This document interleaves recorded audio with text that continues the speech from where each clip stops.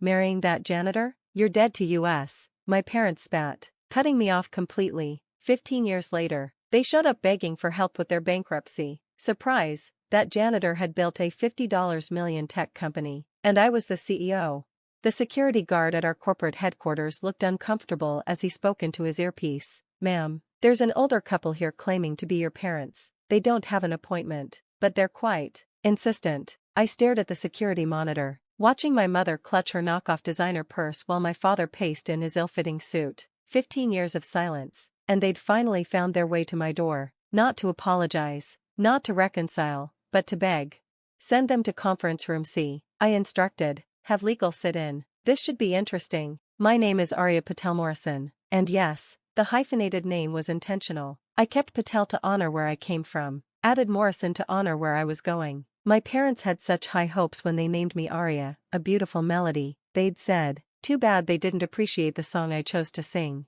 The Patels were what you'd call comfortable, not ultra-wealthy, but successful enough to live in a gated community, drive luxury cars, and look down on anyone who didn't summer in the Hamptons. My father was a mid-level executive at a pharmaceutical company. My mother a real estate agent who specialized in upscale properties only. Darling, they had my life planned from birth, private schools, Ivy League education, marriage to a nice Indian boy from an equally successful family, preferably a doctor or lawyer. I followed the script perfectly until I met Marcus Morrison my junior year at Yale. Marcus was working nights as a janitor to pay for his grandmother's cancer treatment. I met him when I stayed late in the library studying for my economics final. He was emptying trash bins, humming softly, when he noticed my textbook.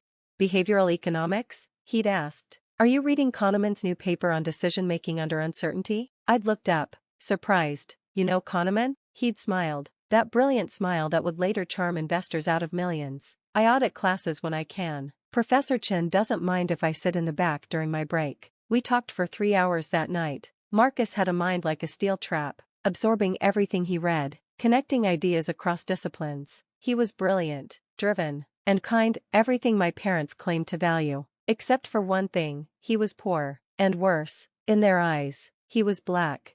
You're throwing your life away, my mother wailed when I told them we were dating. What will people say? What about your children? He's a janitor, Arya, my father said, as if the word itself was dirty. You're meant for better things. We didn't sacrifice everything for you to marry down. Marry down? I'd repeated, incredulous. Marcus is brilliant. He's teaching himself coding. He has incredible ideas. Ideas don't pay bills, my father interrupted. Pushing a mop does. Barely. When I announced our engagement senior year, they issued an ultimatum, him or them. I chose him. They cut me off completely, financially, emotionally, even had me removed from family photos. My younger brother Dev was forbidden from contacting me. Extended family was told I'd lost my way and needed to learn hard lessons. The first years were brutal. I worked 2 jobs while Marcus worked 3. We lived in a studio apartment with spotty heating and a bathroom down the hall. I'd gone from designer clothes to thrift store finds, from spring break in Cancun to staycations on our fire escape.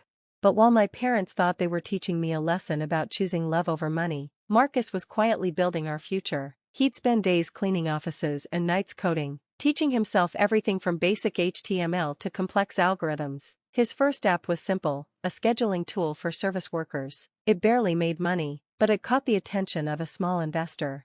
You've got something, the investor had said. The way you think about efficiency, about optimization, keep building. So he did, and I helped. My economics degree might not have gotten me the corporate job my parents envisioned, but it helped me understand market need, scalability, profit margins. We were partners in everything: love, life, and eventually, business.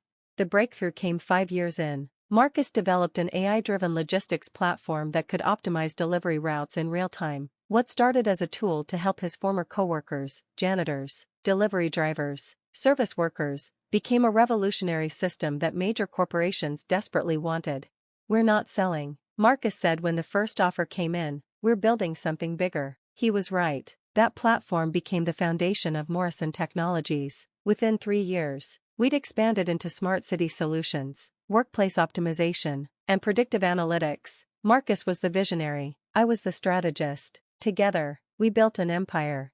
The irony wasn't lost on me. My parents had disowned me for marrying a janitor. not realizing that janitors see everything, every inefficiency, every wasted resource, every opportunity for improvement. Marcus understood buildings from the ground up, understood systems from the inside out. His lowly job had given him insights that no MBA program could teach.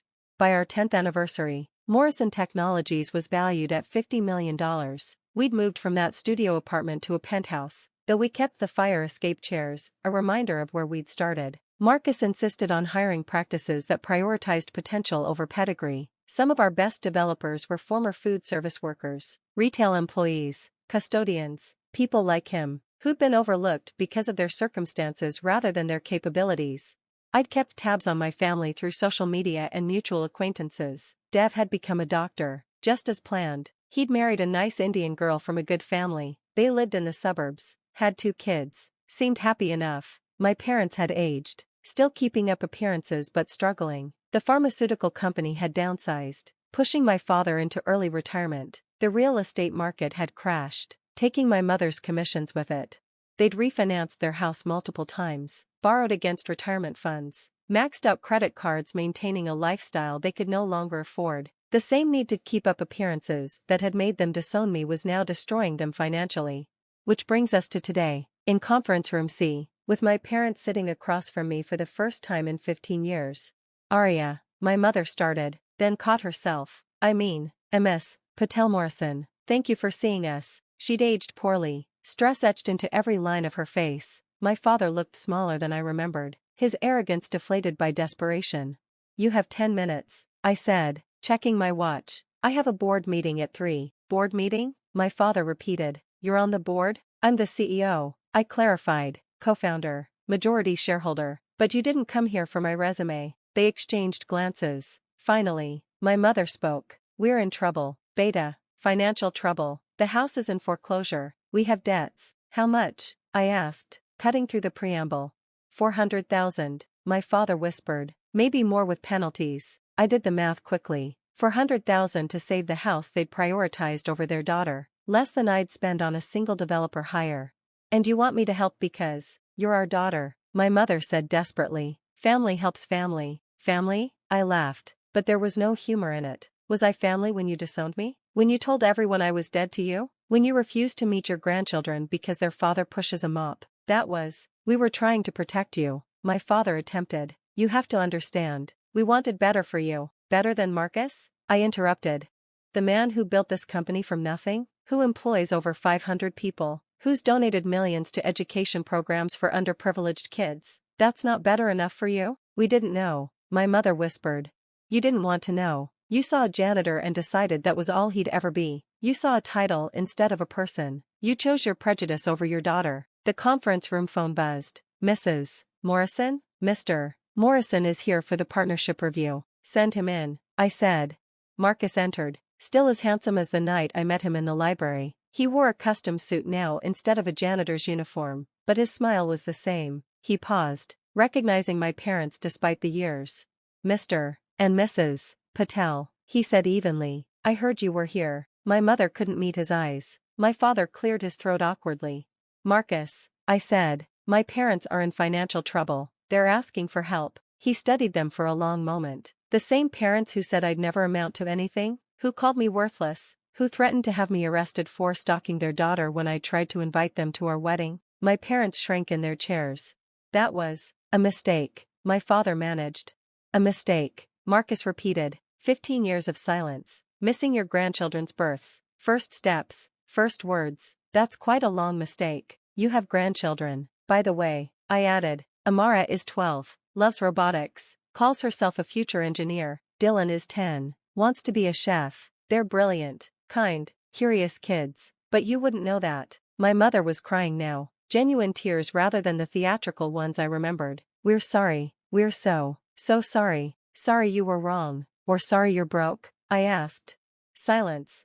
Marcus pulled out a chair and sat down. Here's what I find interesting. You cut Arya off to teach her a lesson about choosing love over money, but when you had to choose between your pride and your daughter, you chose pride. Now you're here because you need money. So really, what did anyone learn? Please, my father said. Pride completely abandoned. We'll lose everything. Like you were willing to let me lose everything? I asked. I had to choose between the man I loved and the family I was born into. You made that an easy choice. I stood up. Marcus beside me. Here's what we're willing to do. Morrison Technologies has a program for people facing foreclosure. You can apply like anyone else. If approved, we'll buy your mortgage and restructure it to something manageable, but it comes with conditions. Anything, my mother said quickly.